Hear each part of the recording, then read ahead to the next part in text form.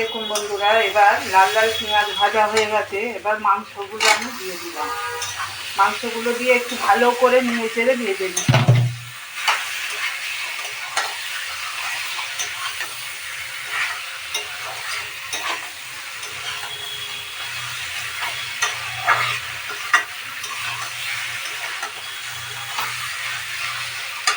পাঁচ মিনিট ধরে ভালো করে নেড়ে চেড়ে ভেজে নিতে হবে।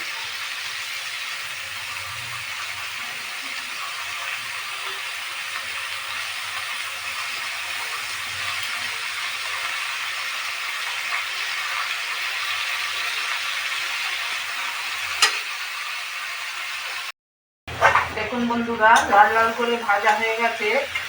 এবার আমি কি করব, টমেটো দিয়ে দিচ্ছি।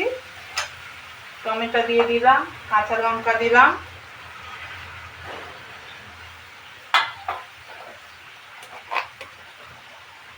রসুন দিলাম,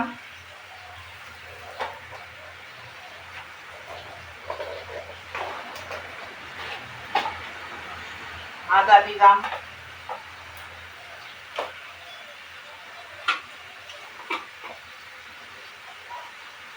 ধনে গুঁড়ো দিলাম,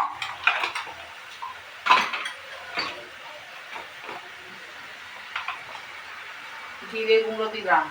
হালকা ভাবে রান্না, একটু ধনে জিরে দিলে হালকা রান্নাটা হয়।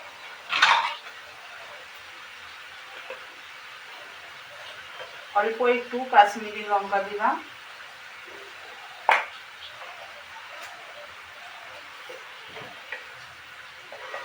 অল্প একটু হলুদ দিলাম। দিয়ে এটাকে ভালো করে কষে নিতে হবে। 5 মিনিট ধরে ভালো করে কষে নিতে হবে।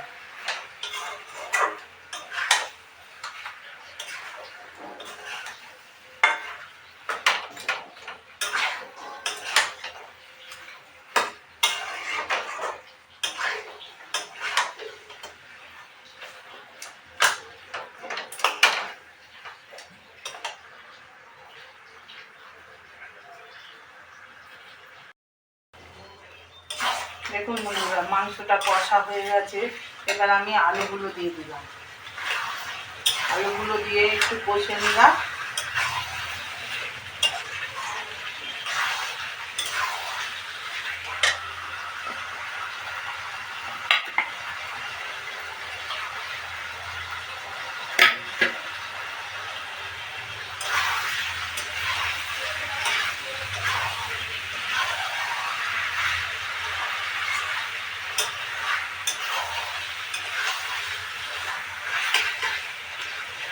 দেখুন এবার তেল ছেড়ে দিয়েছে। এবার আমি গরম জলটা দিয়ে দিলাম। এবার 5 মিনিট এটা সিদ্ধ হতে দেব। দেখুন বন্ধুরা, নামাবার আগে এই পাতলা ঝোলে এরকম ধনে পাতা দিয়ে দেবেন।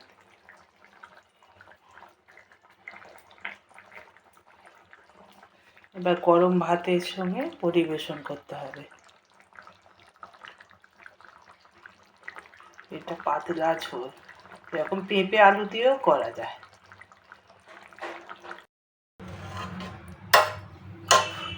দেখুন বন্ধুরা, কেমন পাতলা ঝোল হয়েছে। দেখুন, এরকম গরমের পক্ষে খাওয়া খুবই ভালো।